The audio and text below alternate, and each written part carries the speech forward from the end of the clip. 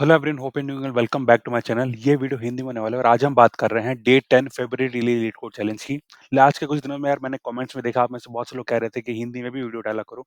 या मैं आपसे डेफिनेटली ट्राई करूंगा कि हिंदी में भी वीडियो डालें। बट या वही होता है कि यार मैं इंग्लिश के वीडियो में कुछ ज़्यादा स्ट्रेच कर लेता हूँ, तो फिर मुझे लगता है कि मैंने इससे ज़्यादा एफर्ट डाल दिया तो मोस्टली लोग इसी समझ जाएंगे। तो इसलिए हिंदी का वीडियो कभी कभार यार मतलब स्किप हो जाता है, क्योंकि वर्क शेड्यूल भी बहुत ज़्यादा हेक्टिक है।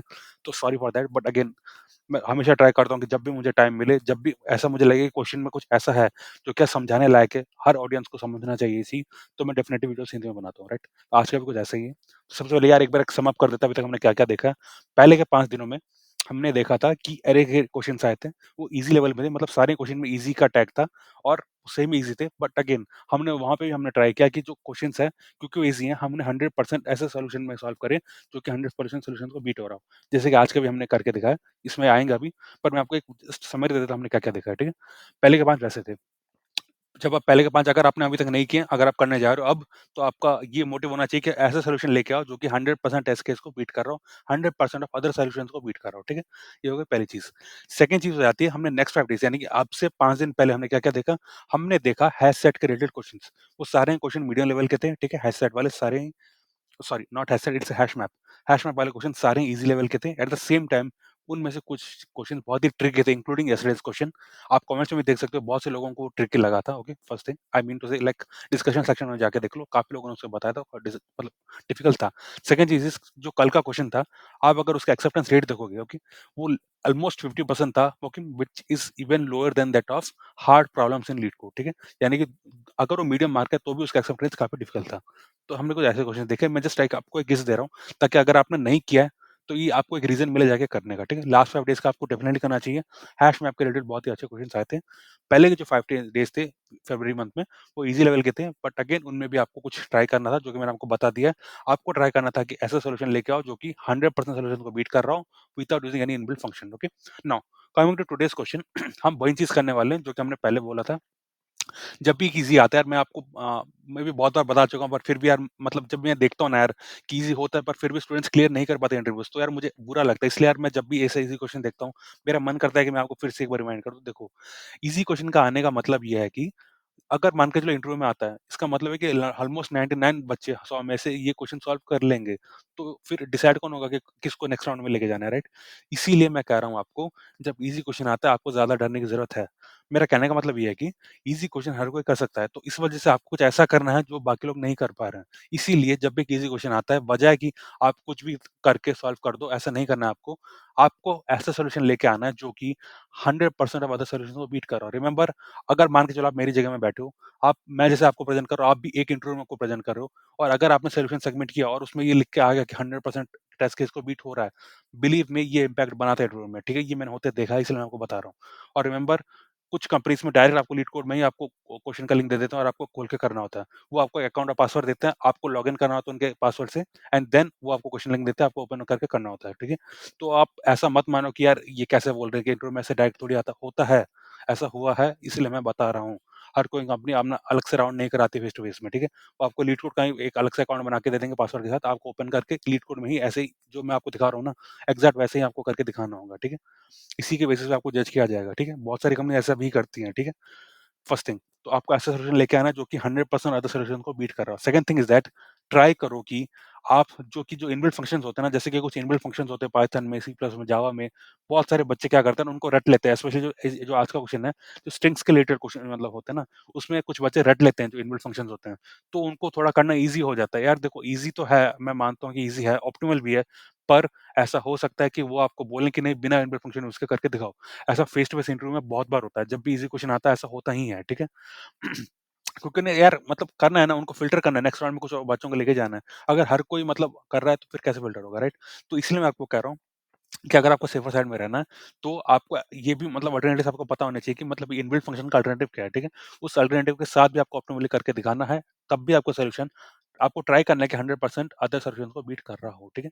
अब आज का भी हम वैसे ही करने वाले हैं, हम बिना कोई इनबिल्ट फ़ंक्शन यूज़ किए मैं आपको करके दिखाऊँगा, ठीक है? Okay, let us begin now. ठीक है, आज का है ये 3174 क्लियर डिजिट्स। ये एक ईज़ी क्वेश्चन है। Late us quickly see what it means.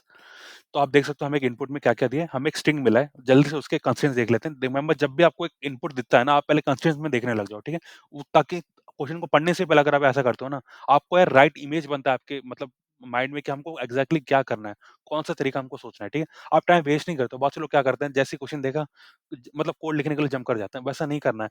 आपको कंस्ट्रेंट्स पहले देखने हैं, कंस्ट्रेंट्स में बहुत सारे हिंट्स छुपे होते हैं, बिलीव मी ऐसा होता है। स्पेशली मैं आपको कह रहा हूँ ना, कल का जो एग्ज़ाम्पल था वो वैसा ही था, ठीक है? आपको एक हिंट ढूँढना होता है। रिमेंबर अगर आप जो टेक्स्ट में लिखा है उसी को इम्प्लीमेंट करने जाओगे, जैसे कि मतलब ये जो एआई सॉफ्टवेयर्स होते हैं ना, वही करने जाते हैं। टेक्स्ट पढ़ा, कूद गए मतलब कोड करना, वैसा नहीं करना है आपको। आपको दिमाग लगाना है, आप एक ह्यूमन हो, आप एआई नहीं हो। आपको दिमाग लगाना है, आप में दिमाग है, आपको लगाना है, ठीक है? आपको उससे बेटर तरीके से करके दिखाना है, राइट? तो ये आप देख सकते हो, ये 100 में है क्योंकि ईज़ी क्वेश्चन है तो ये ऐसा मिला है, ठीक है? इस वाले के बाद हम अभी आएँगे, ये भी मैं आपको अच्छे से डिस्कस करके बताऊँगा इसके बारे में भी, इसमें भी काफ़ी कुछ चीज़ें हैं। रिमेंबर अगर ये question face to face interview में आता है, एटलीस्ट अगर मैं इंटरव्यू लेता, तो मैं ये टेस्ट ज़रूर करता कि क्या कैंडिडेट इसका यूज़ कर रहा है कि नहीं, जो मैंने अभी आपको हाइलाइट करके दिखाया, ठीक है? नेक्स्ट इज़ आप देख सकते हो जो भी इनपुट आएगा उसमें सारे लोअर केस होंगे और ये डिजिट्स होंगे, ठीक है? नेक्स्ट क्वेश्चन क्या है फिर?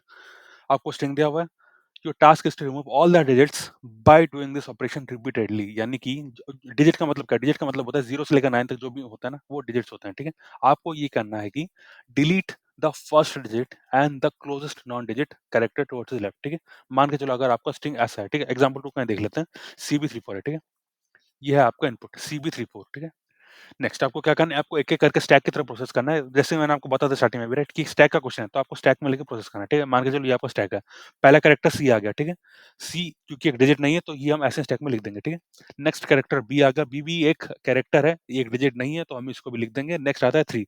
जब एक डिजिट आता है, रिमेंबर आपको स्टैक में नहीं लिखना है उसको। उसकी बजाय आपको क्या करना है, आपको स्टैक को पॉप करना है। मतलब क्या होता है, जो स्टैक का टॉप मोस्ट एलिमेंट है, उसको आपको हटाना है, तो इस केस में बी हट जाएगा। सिमिलरली जब 4 आता है, 4 भी एक डिजिट है, तो हम उसको लिखेंगे नहीं स्टैक में, उसकी बजाय हम उसको पॉप करेंगे, स्टैक को पॉप करेंगे, मतलब कि जो एक्जिस्टिंग एलिमेंट है टॉप में, उसको हटा देंगे, तो स्टैक अभी एम्प्टी हो जाएगा, ठीक है? तो इस वजह से जो आप देख सकते हो इसका आंसर है एम्प्टी स्ट्रिंग है। एग्जांपल 1 में देखोगे तो क्योंकि इसमें कोई डिजिट आता ही नहीं है, तो इस वजह से जो इनपुट है एग्जैक्ट वही आपको आउटपुट में रिटर्न करना है, ठीक है? As simple as that. तो मैं आपको फिर से पढ़ के दिखाता हूँ, delete the first digit and the closest non digit character towards the left, ठीक है? अब मैं हमको डैम श्योर हूँ आपको में से बहुत से लोग इस चीज़ को सही से नहीं समझोगे। आपने ये बस एक बार रीड मारा होगा और आप करने लग जाते हो। उसको भी हम देखेंगे, जब मैं आपको कोड समझाऊँगा, मैं आपको एक ऐसी जगह में लेके आऊँगा, जहाँ पे आपको लगेगा कि मेरा कोड गलत है, मैं आपको बताऊँगा कि वो गलत क्यों नहीं है, ठीक है? अब जल्द से शुरू करते हैं। या जैसे आप देख सकते हो मैंने एक स्टैक बना हुआ है, मैं उसको एज़ ए लिस्ट इम्प्लीमेंट करने वाला हूँ। अगेन जब मैं आपको जावा का सॉल्यूशन दिखाऊँगा, तब मैं आपको एक चीज़ बताऊँगा कि हम स्ट्रिंग बिल्डर क्यों यूज़ कर रहे हैं। सिमिलरली स्ट्रिंग बिल्डर का एक जो अल्टरनेटिव हम पाइथन में यूज़ कर रहे हैं, वो है लिस्ट, ठीक है? एज़ ए लिस्ट हमको जो लिस्ट है, राइट, हम इसे एज़ ए स्टैक इम्प्लीमेंट करने वाले हैं, ठीक है? मैं आपको रीज़न भी बताऊँगा कि ऐसा क्यों है। पाइथन और जावा में जो स्ट्रिंग्स होते हैं, राइट, वो इम्यूटेबल होते हैं। इम्यूटेबल का मतलब क्या है? देखो, इम्यूटेबल का मतलब है, मान के चलो मेरे पास स्ट्रिंग है एबीसी, ठीक है? अब मुझे क्या करना है, इसमें डी ऐड करना है, ठीक है? मुझे इसे प्लस डी करना है। तो क्या होता है, नॉर्मली क्या होता है, ए, बी, सी होना चाहिए, उसमें जस्ट एक डी ऐड होना चाहिए, ठीक है? जो टाइम लग रहा है, वो खाली डी को ऐड करने के लिए लगना चाहिए, पर ऐसा नहीं होता, क्यों? देखो, जो पाइथन और जावा में होता है स्ट्रिंग्स इम्यूटेबल, इसका मतलब क्या है? जब आप ऐसा कोई ऑपरेशन करते हो, तो होता क्या है, ए बी एक नया स्ट्रिंग बताइए, यानी कि हर स्ट्रिंग एक डिफरेंट है, ठीक है? हर स्ट्रिंग एक कांस्टेंट है। तो एबीसी को फिर से एक नए स्ट्रिंग में कॉपी किया जाएगा और डी को तब उसमें ऐड किया जाएगा। समझ रहे हो ना क्या हो रहा है? ये पूरा स्ट्रिंग एक जगह फिर से कॉपी हो रहा है, उसमें डी ऐड हो रहा है, ठीक है? बजाय कि जो एक्जिस्टिंग थिंग है उसी में डी ऐड कर दो, ठीक है? तो खाली इसी में इतना टाइम लगता है। अब क्या हो रहा है? एबीसी को भी मतलब हम फिर से एक स्ट्रिंग में कॉपी कर रहे हैं, तो ये वैसा टाइम लग रहा है, ठीक है? तो अब इतना समझ लो, जो स्ट्रिंग्स होते हैं वो इम्यूटेबल होते हैं, उस वजह से उसमें अपेंड ऑपरेशंस आपको कभी भी नहीं करना चाहिए, ठीक है? आपको डायरेक्टली अपेंड स्ट्रिंग्स में नहीं करना चाहिए। जावा में तो बिल्कुल भी नहीं, क्योंकि आपके पास एक स्ट्रिंग बिल्डर का ऑप्शन होता है, ठीक है? आप कभी भी ऐसा इंटरव्यू में मत करना, आपको रिजेक्ट कर देंगे। ऐसा आपको नहीं करना होता, प्रोजेक्ट में भी आप ऐसा नहीं कर सकते, ठीक है? आपको जब भी एक अपेंड ऑपरेशंस करना होता है, जब भी मतलब स्ट्रिंग्स के मतलब जो एलिमेंट्स होते हैं उनका मैनिपुलेट करना होता है, आपको स्ट्रिंग बिल्डर लेके ही करना होता है। व्हेन एवरीथिंग इज़ डन, उसके बाद आपको एज़ अ स्ट्रिंग कन्वर्ट कर देना होता है, ठीक है? टू स्ट्रिंग करके। इस बात में भी हम डिस्कस करेंगे जब हम जावा में आएँगे, पर मैं आपको जस्ट एक बता देता हूँ, ठीक है? इस जब हम पाइथन में कर रहे हैं, पाइथन में ऐसा स्ट्रिंग बिल्डर ये सब कुछ मतलब है नहीं। इस वजह से मतलब उसकी ज़रूरत भी नहीं है, राइट? हम एज़ ए लिस्ट में उसको इम्प्लीमेंट करने वाले हैं, लिस्ट में सारी चीज़ स्टोर करेंगे, लिस्ट से ही उसको पॉप करेंगे, लिस्ट में ही अपेंड करेंगे। सब करने के बाद जब सब कुछ हो जाएगा, हम जो भी लिस्ट के एलिमेंट्स हैं उनको एज़ ए स्ट्रिंग में डाल के रिटर्न करेंगे एज़ अ आंसर, ठीक है? नाउ ये अपना स्टैक हो गया, जो कि एक लिस्ट है पाइथन का, पर एज़ अ स्टैक हम इम्प्लीमेंट करने वाले हैं, ठीक है? नेक्स्ट देखो, अब क्या होता है ना, स्ट्रिंग में जो पाइथन का एक ऑप्शन होता है, ठीक है? डॉट डिजिट करके आप लिख सकते हो। ये आपको बता देगा जो कैरेक्टर है वो डिजिट है कि नहीं, ठीक है? पर जैसा कि मैंने आपको कहा था, हम कोई भी इनबिल्ट चीज़ यूज़ नहीं करेंगे, ठीक है? तो इसलिए आप देख सकते हो मैंने वो भी नहीं किया। मैंने क्या किया है, मैं एक सेट बना रहा हूँ जिसमें ये स्ट्रिंग में एज़ अ इनपुट पास कर रहा हूँ। इसका मतलब क्या है? इसका मतलब ये है कि इसमें जो भी कैरेक्टर्स हैं वो एक इंडिविजुअल एलिमेंट बन जाएँगे सेट के। ये मुझे हेल्प करेंगे जब भी मैं एक कैरेक्टर को प्रोसेस करूँगा, मुझे जानना रहेगा कि ये डिजिट है कि नहीं। तो मैं इसके थ्रू जान सकता हूँ। अगर कोई भी डिजिट इसके अंदर प्रेज़ेंट है, ठीक है? दैट मीन्स वो एक डिजिट है। That's how I am going to know that, okay? तो मैं इसको डिजिट्स करके बुला रहा हूँ, ये एक सेट होने वाला है, ठीक है? Next, let us quickly begin with our solution. हम हर कैरेक्टर में जा रहे हैं, ओके? हम चेक कर रहे हैं क्या आई एक डिजिट है, ठीक है? अगर आई डिजिट है और स्टैक में कोई एलिमेंट है, अगर स्टैक एम्प्टी नहीं है, उस केस में इसको पॉप कर दो, अदरवाइज़ उसको स्टैक में अपेंड कर दो। ये कब होगा? देखो, ये अपेंड होगा तब जब कि वो एक डिजिट नहीं है, ठीक है? अगर डिजिट है और अगर स्टैक में एलिमेंट्स हैं तो उसको पॉप कर दो, ठीक है? अब आई एम श्योर अगर आप में थोड़ा-सा भी अगर एक्सपीरियंस होगा कोडिंग का, आप मुझे बोलोगे कि क्या पढ़ा रहे हो, ये बहुत ही गलत पढ़ा रहे हो आप। मैं समझ गया आप ऐसा क्यों बोल रहे हो। देखो, अगर मान के चलो पहला कैरेक्टर ही एक डिजिट है, यानी कि मैं इसकी बात कर रहा हूँ, ठीक है? मैं बात कर रहा हूँ 3, मान के चलो DC then 4, okay? DC 4 and 5, okay? Something like that, okay? अगर मान के चलो ये आपका इनपुट है, इसमें क्या हो रहा है, जो पहला कैरेक्टर है वो ही एक डिजिट है। उस केस में क्या होगा देखो, आई इज़ इन डिजिट, हाँ, ये ट्रू होगा, ठीक है? और स्टैक है, मतलब स्टैक इस केस में एम्प्टी है, ठीक है? अभी तक स्टैक एम्प्टी है क्योंकि ये पहला डिजिट है, राइट? तो पहले डिजिट को अभी हमने प्रोसेस कर स्टार्ट किया है, हमने पूरा प्रोसेस नहीं किया है। तो स्टैक अभी क्या होगा, एम्प्टी हो जाएगा। तो ये कंडीशन फॉल्स हो जाएगा, ठीक है? ये कंडीशन ट्रू हो रहा है, ये कंडीशन फॉल्स हो रहा है। तो यानी कि अब हम ये वाला कोड एग्ज़ीक्यूट नहीं करेंगे, हम ये वाला कोड एग्ज़ीक्यूट करेंगे। उस केस में क्या होगा, हम स्टैक में एक डिजिट डाल रहे हैं, जो कि हमें नहीं करना है, ठीक है? तब आप बोल दोगे कि ये कोड तो फिर गलत है। अगेन, मैं आपको वही चीज़ बता रहा हूँ कि आपने क्वेश्चन सही से नहीं पढ़ा है। देखो, यहाँ पे क्या लिखा है, the input is generated in such a way that it is possible to delete all the digits, ठीक है? यानी कि हर डिजिट को डिलीट करना पॉसिबल है। अब इसको ऐसे ये लोग क्यों बोल रहे हैं? आप समझ रहे हो ना? ये उनको बताने की जरूरत क्या पड़ी इनको ऐसा बताने की? साइड डिजिट तो अपने आप डिलीट हो सकता है, राइट? इनको ऐसा बताने की जरूरत क्या पड़ी? आपने क्वेश्चन सही से नहीं पढ़ा है। देखो, delete the first digit and, remember ये एंड है, ये कोई ऐसा ऑप्शनल कंडीशन नहीं दिया है, ये एंड कंडीशन दिया है, यानी कि जब एक डिजिट आता है आपको डिलीट करना ही करना है, ठीक है? Delete the closest non digit character towards it's left, यानी कि ये एक ऑप्शनल केस नहीं है, ये आपको करना ही करना है, यानी कि ये ऐसा कहना चाहते हैं कि हर डिजिट के लेफ्ट में एक ना एक नॉन डिजिट कैरेक्टर होगा ही होगा, ठीक है? तभी जाके इन्होंने ये ऐसा लिखा है, ठीक है? The input generate in such a way that it is possible to delete all the digits, ठीक है? यानी कि अगर इसके लेफ्ट में कोई डिजिट नहीं है तब ये पॉसिबल ही नहीं होगा। व्हाट आई मीन टू से इज़ दैट, अगेन मैं समझ गया आपको ये चीज़ डाउट में होगी। देखो, आप क्या करो ना, एक नया टेस्ट केस बनाओ, ठीक है? इसमें ही आप एक डिजिट ऐड करके देख लो, ठीक है? मैं अभी आपको रन नहीं कर रहा हूँ, मे बी क्योंकि ये टाइम लग जाएगा।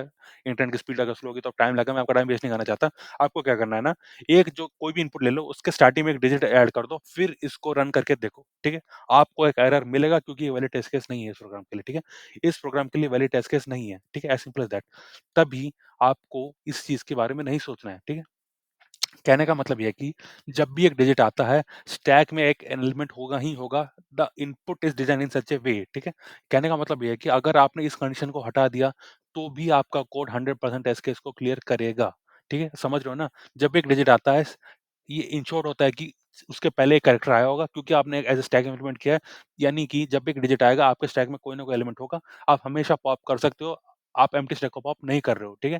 ये चीज़ आप अच्छे से समझ लो। ये चीज़ रिमेंबर आपको इंटरव्यू भी पूछेगा, आई एम श्योर अगर ये क्वेश्चन आता है इंटरव्यूअर आपसे पूछेगा कि क्या हम इस कंडीशन को इसमें हटा सकते हैं? अगर आपने बोला कि नहीं इसको नहीं हटा सकते, ऐसा करोगे तो मतलब नहीं होगा सॉल्व। तब इंटरव्यू समझ जाएगा कि आपने क्वेश्चन ठीक से नहीं पढ़ा, आपने ठीक से एनालाइज़ नहीं किया है, आपने सही क्वेश्चन्स नहीं पूछे हैं। कहने का मतलब है कि जब आपने ये पढ़ा, आपको क्या करना था ना, आपको इंटरव्यू को पूछना था कि इसका हम कैसे एग्ज़ैक्टली इम्प्लीमेंट करना चाहते हो, ठीक है? कहने का मतलब है कि क्या ऐसा इनपुट आएगा जिसमें कि जो पहला कैरेक्टर होगा वो डिजिट होगा, ऐसे केस आएँगे कि नहीं, ठीक है? आपको ये चीज़ें पहले इंटरव्यू के साथ डिस्कस करनी है, रिमेंबर दैट, ओके? आपको ये चीज़ें इंटरव्यू से खुद पूछनी है। अगर आपने नहीं पूछी, वो कुछ और समझ के बैठे होंगे, आप कुछ और समझ के बैठे होंगे, तो डाउट्स आपको मतलब जो आपको सॉल्यूशंस हैं वो क्लैश करेंगे, ठीक है? As simple as that. इसलिए आपको you have to be on the same page as that of the interview, ठीक है? कहने का मतलब वही है। इंटरव्यू जो सोच रहा है आपको भी उसी तरह से आपको सॉल्व करके दिखाना है, ठीक है? उसकी जो एक्सपेक्टेशंस है आपको भी वही करना है। और इस क्वेश्चन में वैसे भी इसमें बहुत ही क्लियरली मेंशन्ड है कि जब भी एक डिजिट आता है, उसके लेफ्ट में एक नया कैरेक्टर होगा, ठीक है? As simple as that. तो ऐसा हो ही नहीं सकता कि एक डिजिट आए और स्टैक एम्प्टी हो, ठीक है? यानी कि स्टैक पॉप नहीं हो सकता, ऐसा नहीं होगा, ठीक है?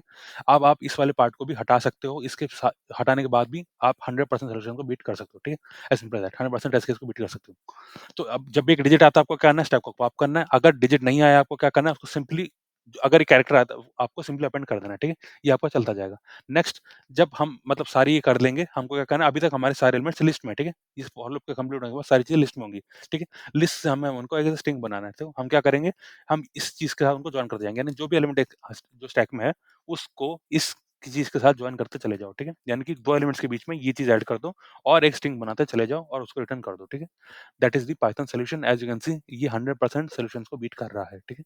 अब हम आ जाते हैं जावा में। जावा में थोड़ा-सा चीज़ें यार मतलब लंबी-चौड़ी हो जाएँगी क्योंकि जावा में एज़ यू नो कि सेम लॉजिक है, लॉजिक एग्ज़ैक्टली सेम है, पर इसको लिखना अब देखो ये it's all about experience now, ठीक है? अगर आपने जावा में किया है, तब आप इसे भी कर लोगे, बट अगेन अगर आपने नहीं किया, आप स्टार्ट कर रहे हो, तो ये चीज़ आपके लिए डिफ़िकल्ट हो जाएगी, ठीक है? देखो हमने सबसे पहले लेंथ कैप्चर किया। अब हमने देखो इस केस में क्या कहता है एज़ अ लिस्ट को हमने स्टैक की तरह इम्प्लीमेंट किया था, ठीक है? पर इस केस में हमें स्टैक डायरेक्टली मिल रहा है, तो हम स्टैक को डायरेक्टली यूज़ करेंगे इस केस में, ठीक है? एक डेटा स्ट्रक्चर जो है स्टैक को इम्प्लीमेंट कर रहा है, वो डायरेक्टली हमें मिल रहा है, ठीक है?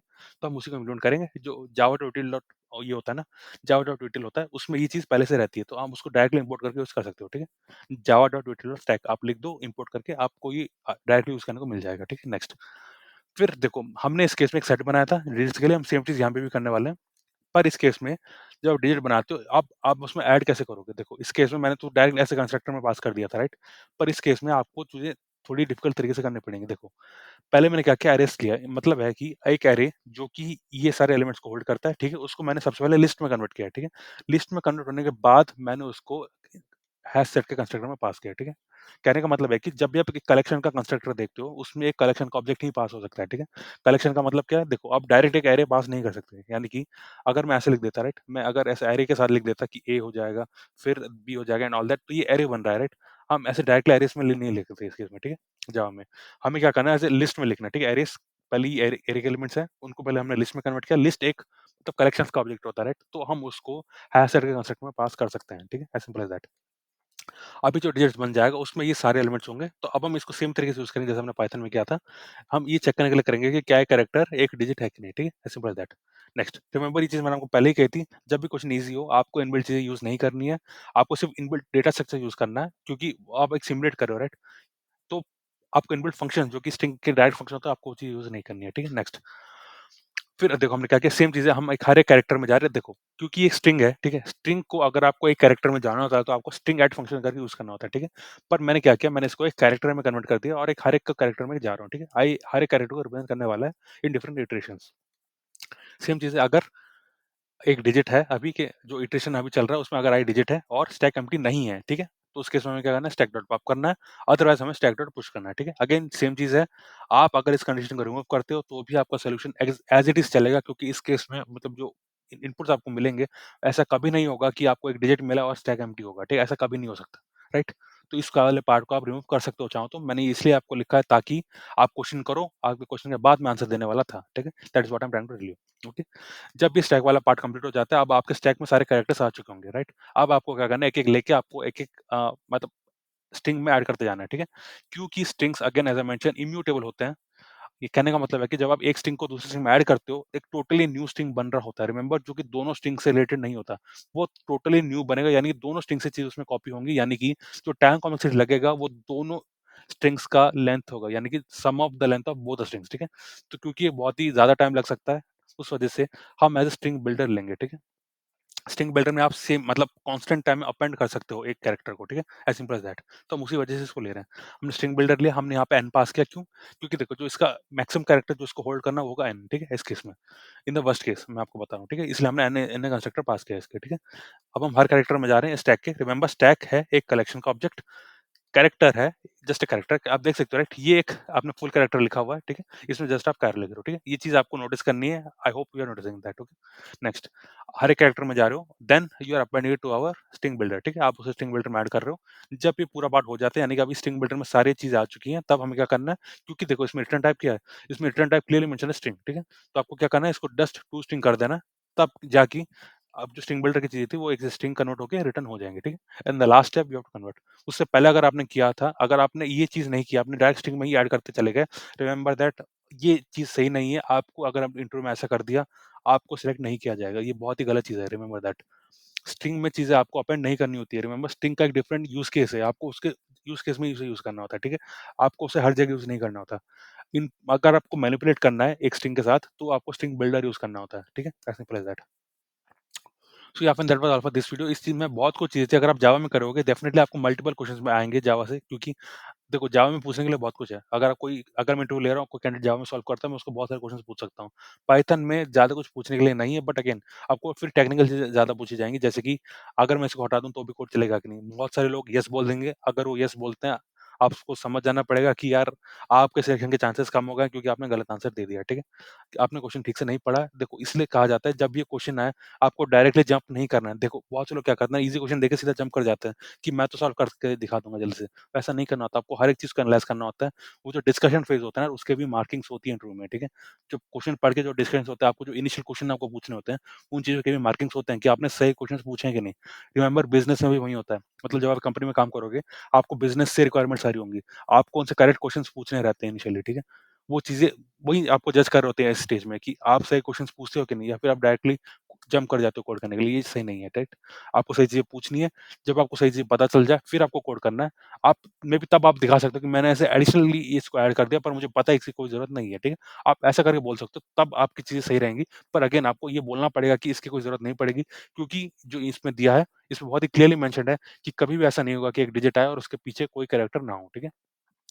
तो यप, तो यानी कि ऐसा कभी नहीं हो सकता कि एक डिजिट है और स्टैक में कोई चीज़ें हो ना हो, स्टैक एम्प्टी हो, यानी स्टैक पॉप ना हो सकता हो, ठीक है? ऐसा कभी नहीं होगा। सो या friend, that was all for today. I hope कि ये वीडियो थोड़ा लंबा हो गया होगा, क्योंकि यार मैं बहुत दिनों बाद हिंदी में बना रहा हूँ, तो यार मेरा ये चाहता था कि मैं एक पूरा समरी आपको दे दूँ। मैंने इस वीडियो में स्टार्टिंग में आपको बताया कि हमने अभी तक फेब्रुअरी डेली कोड चैलेंज में क्या-क्या क्वेश्चन्स देखे। फर्स्ट 5 डेज़ में हमने एरेज़ देखे, उसके बाद हमने 5 डेज़ में हैश मैप्स देखे। हैश मैप वाले बहुत अच्छे क्वेश्चन्स थे, अगर आपने नहीं किया है, एक बार फिर से डेफिनिटली जाके करो। कर्व वाला बहुत ही अच्छा क्वेश्चन था। उसकी जो एक्सेप्टेंस रेट थी वो बहुत ही कम थी, even less than hard questions थी उसकी एक्सेप्टेंस रेट। डेफिनिटली जाके करो, बहुत ही ट्रिकी क्वेश्चन था, पर बहुत ही अच्छा क्वेश्चन था, राइट?